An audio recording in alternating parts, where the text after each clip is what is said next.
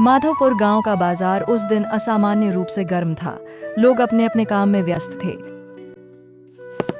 लेकिन कुछ ही देर में एक बूढ़ा अनजान व्यक्ति हलवाई के पास जाकर खड़ा हो गया। अरे खाई के जलेबी हमरे हाथ का मजा बड़ा। अरे हटो भैया, जरा हाथ में लग जाएगी, गर्मा गर्म जलेबी निकालनी है। हटो हटो हटो हटो।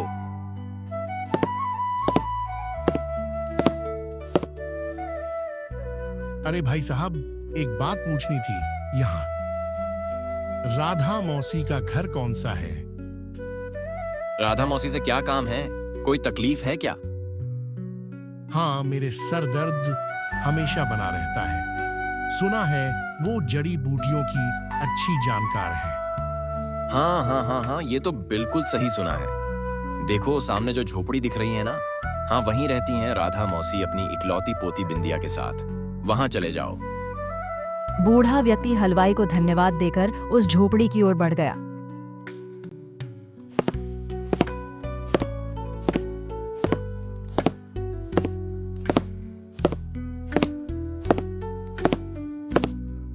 थोड़ी देर बाद वो झोपड़ी के सामने खड़ा था।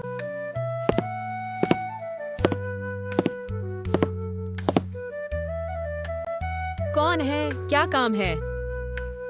मैं भरतपुर गांव से आया हूँ।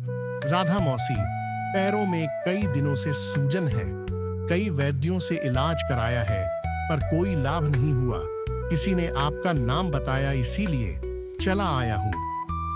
ठीक है, चिंता मत करो, मैं अभी कोई लेप तैयार करती हूँ। राधा मौसी झोपड़ी के भीतर चली गई जहां बिंदिया बैठी थी। बिंदिया, जाकर वो जड़ी बूटी पीस लो जो मैं कल जंगल से लाई थी। जी अभी करती हूँ। बिंदिया तुरंत जड़ी बूटी पीसने लगी। कुछ ही देर में राधा मौसी बाहर आई। ये लो, ये लेप जहाँ दर्द है वहाँ लगा लो। बूढ़े व्यक्ति ने जैसे ही लेप लगाया, अरे अरे, ये तो कमाल हो गया।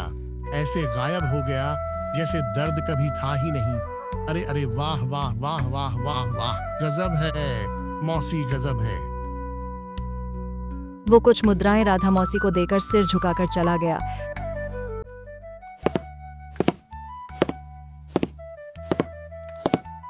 तभी वहां गांव का मुखिया सज्जन सिंह आ पहुंचा। अरे मूर्ख बुढ़िया, जब तुझे इतना ही ज्ञान है तो तू मुंह मांगी कीमत क्यों नहीं वसूलती है? देख सज्जन, कितनी बार कह चुकी हूँ, मैं यह काम सिर्फ लोगों की भलाई के लिए करती हूँ। जो खुशी से दे जाते हैं वो मेरे और मेरी पोती के लिए पर्याप्त है। हाँ हाँ, बड़ी आई तभी तो आज तक कर्जदार है तू। अब बता, यहाँ क्या लेने आया है? अरे कोई जड़ी बूटी लेने नहीं आया हूँ जमींदार। हरिराम ने तुझे याद किया है। चलो उनकी हवेली चलो। ठीक है, जाऊंगी, उनसे मिल लूंगी।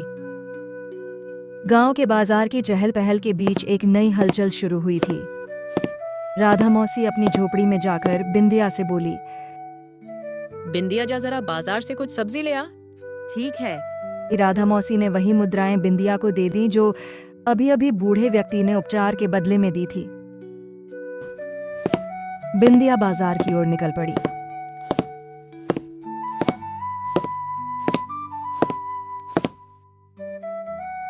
ए बिंदिया, तुम्हारे पास अभी भी समय है। हमसे विवाह कर लो, मैं तुम्हें राजकुमारी की तरह रखूंगा। अरे तुम्हारी दादी की तरह धूप में टोकरी लेकर घूमने के लिए नहीं भेजूंगा। देखो कमल कितनी बार कहा है तुमसे, मेरा पीछा छोड़ दो। अरे मूर्ख बिंदिया, जिस पर हमारा मन आ जाता है ना, उसे हम दिल से फिर छोड़ते नहीं हैं। और अब तो हम तुमसे प्रेम करने लगे हैं। प्रेम इस शब्द का मतलब जानते भी हो? सारा गांव जानता है कि तुम सबसे बिगड़े और घटिया लड़के हो। मुझसे दूर रहा करो। देखो बिंदिया, अब तक मैं चाहता था कि बात बात प्यार से निपट जाए। मेरे पिता केवल मेरी वजह से चुप हैं। नहीं तो तुम्हारे पिता ने जो कर्ज लिया था ना, उसका ब्याज ही इतना है कि तुम दोनों उम्र भर हमारे घर की सफाई करोगी तो भी चुका नहीं पाओगी, समझी?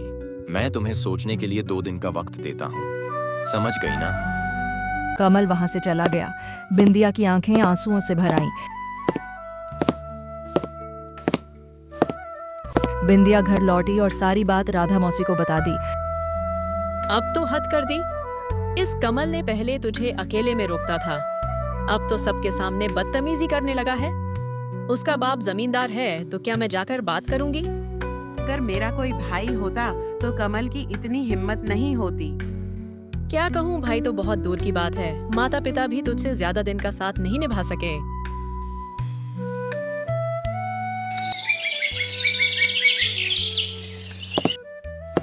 अगले दिन राधा मौसी जमींदार की हवेली जा पहुंची।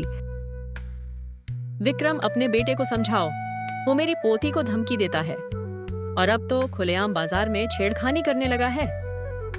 देखो राधा मौसी, मेरा बेटा तुम्हारी पोती से प्रेम करता है और अगर तुम चिराग लेकर भी वर ढूंढोगी तो भी ऐसा नहीं मिलेगा। सही कहा, चिराग लेकर भी ढूंढूंगी तो ऐसा बदनाम लड़का नहीं मिलेगा जिससे हर बहू बेटी डरे और जो गांव के हर ठेके की पहली बोतल खुद खोलता हो। अरे बस बस बस बस, बहुत हो गया। पहले तो तुम्हारे बेटे ने कर्ज लिया जो कि वो चुका ना पाया और अब तू मेरी हवेली में आकर मेरे बेटे को कोसने आई है। राधा मौसी ने कुछ मुद्राएं जमींदार के सामने फेंक दी। ये ले तेरा कर्ज, अब तू और तेरा बेटा हमारी जिंदगी से दूर रहो। ए भैया, ओ दादा रे, तेरे पास इतना धन कहाँ से आया है? मेरे बेटे और बहू ने बिंदिया के लिए गहने बनवाए थे, मैंने वो बेच दिए। वो गहने बिंदिया की इज्जत से ज्यादा कीमती नहीं थे। आज के बाद अगर तेरा बेटा मेरी झोपड़ी के आसपास भी दिखा तो मैं उसे पूरे गांव के सामने नंगा कर दूंगी। राधा मौसी वहां से निकल गई। विक्रम दांत पीसता रह गया। राधा मौसी घर आ पहुंची और बिंदिया से बोली, अब तुझे चिंता करने की कोई जरूरत नहीं। जमींदार का वो बिगड़ैल छोरा पवन अब तेरा पीछा नहीं करेगा। मैंने उसका कर्ज उसके मुंह पर मार दिया है। और सुन, कल से तू मेरे साथ जंगल चलना शुरू कर दे। अकेले घर में रहना ठीक नहीं।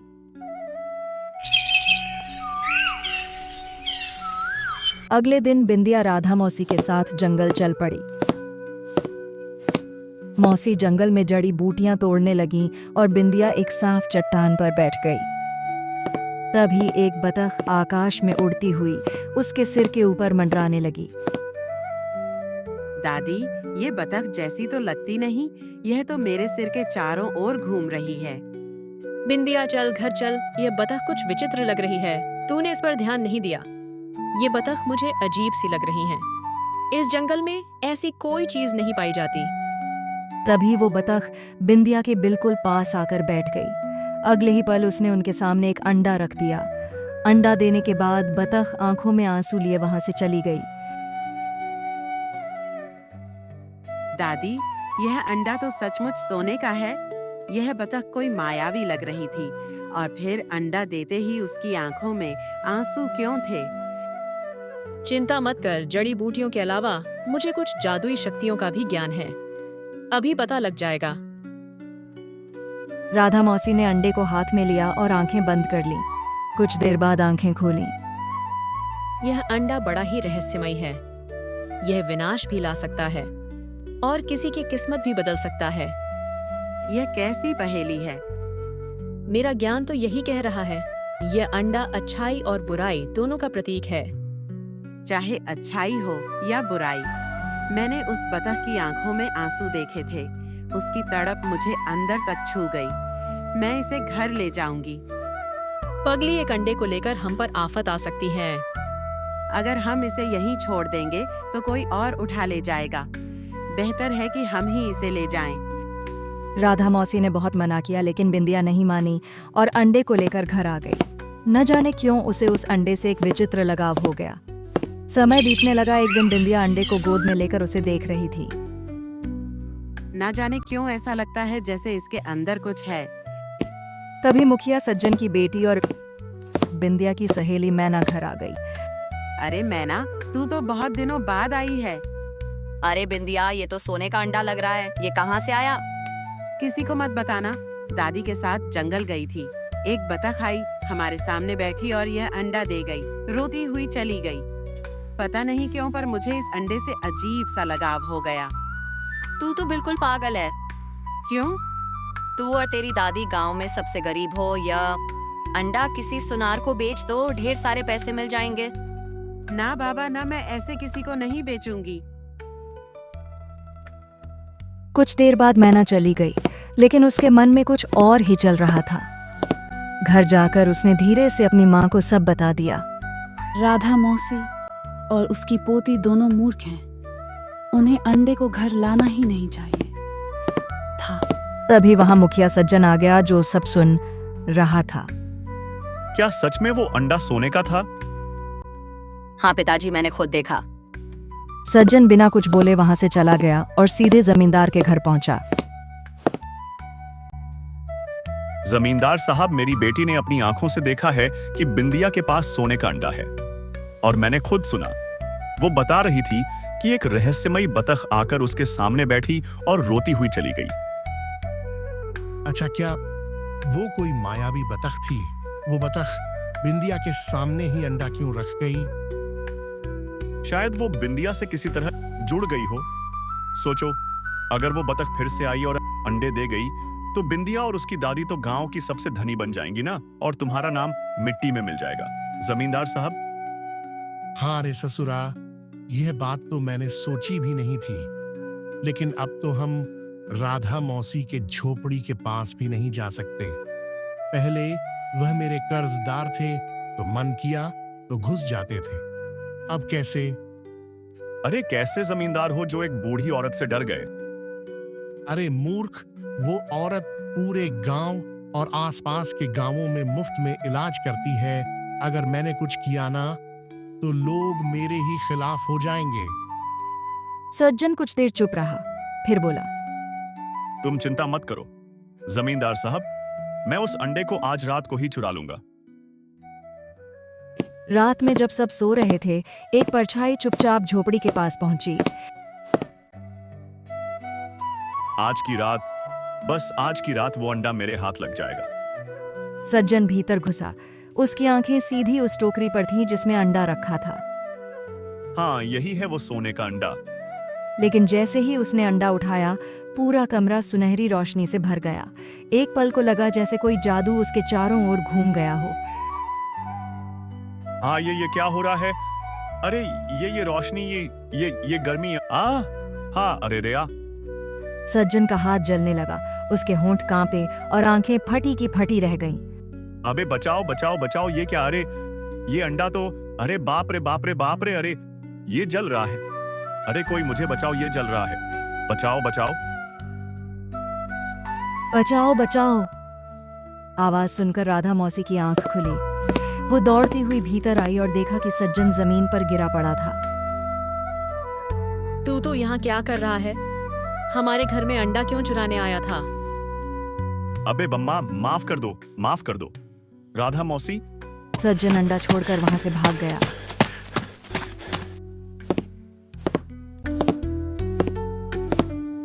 गांव का मुखिया जैसे ही गया, राधा मौसी बिंदिया से बोली, अभी भी समय है, ये अंडा उसी जंगल में फेंक दे। नहीं दादी, ना जाने क्यों मुझे इस अंडे से लगाव है। मैं चाहकर भी इसे अपने से अलग नहीं कर पा रही।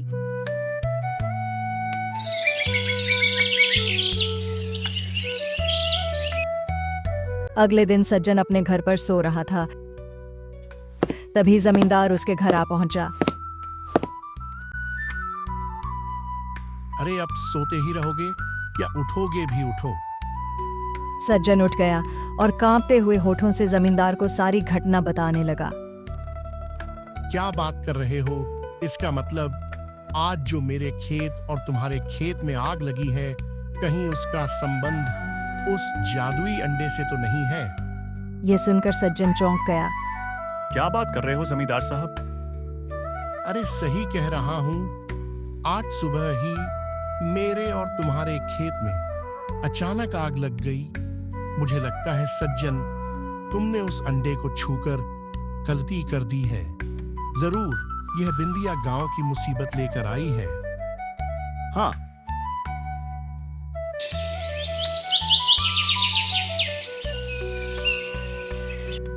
उधर बिंदिया सुबह सुबह अंडे को देख रही थी। तभी अचानक अंडे में हलचल हुई और अंडा फूट गया। उसमें से एक सुंदर बतख जन्मी। हे राम, ये तो बहुत प्यारी बतख है, बिल्कुल इसकी माँ की तरह। हाँ दादी। कुछ महीनों बाद बतख बड़ी हो गई। अब बतख हमेशा बिंदिया के पास रहने लगी और बतख बिंदिया की जीवन साथी की तरह उसके साथ रहने लगी और बिंदिया की सुख दुख की साथी बन गई।